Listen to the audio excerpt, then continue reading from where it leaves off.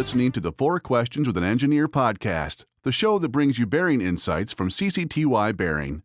Today, we are talking about off-road bearings with Corey Helgeson. Corey, the off-road market has a strong contingency of do-it-yourselfers. How would you counsel them on changing bearings in their vehicles? First, I would say to always follow manufacturer's recommendations. I would say to purchase components from a company that really understands the application with a strong engineering team. And I will say there's many aftermarket companies that really do understand the application well. So it's not hard to find them, but just make sure you're working with a company that isn't just copying a design from the OEM and not really understanding why things are the way they are. A good example is some steering tie rods. Sometimes I've seen really beefy steering tie rods and they'll say way stronger than the OEM steering rod.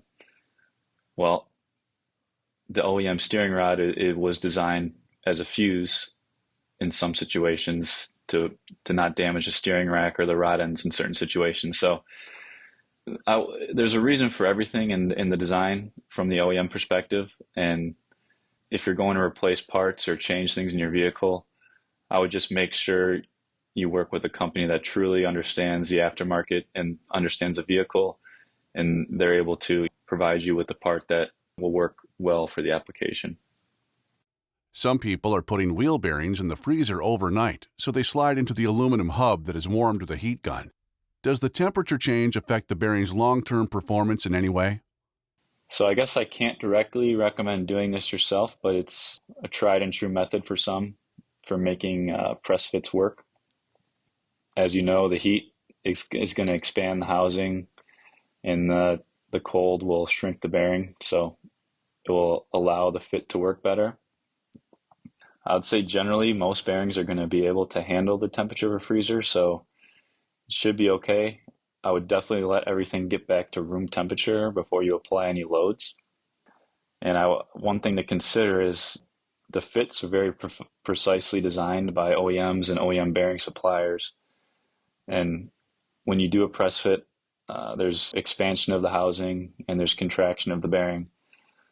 And that contraction will lead to some contraction of the outer ring of the bearing, which in turn will affect the clearance of the bearing. So this is all considered with the bearing design. So I would just say if you're press fitting a bearing, just to make sure it's in line with what the OEM and the manufacturer recommends for the bearing. You don't want to use a press fit that's too tight that can bind up the bearing or cause some damage to the bearing. So always follow manufacturer recommendation and instructions when installing and working with new wheel bearings.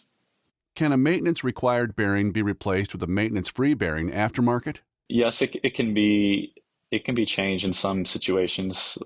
Like I said before, I would just make sure you work with a company that truly understands the application.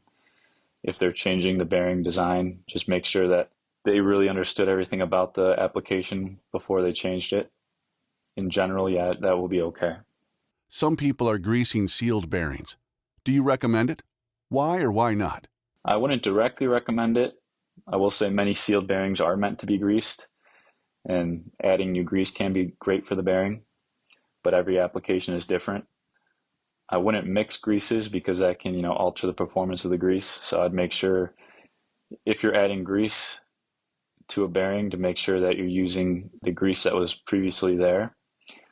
If there's no grease in a bearing, it's probably for good reason, and it might be a material that works better or is not meant to work with grease.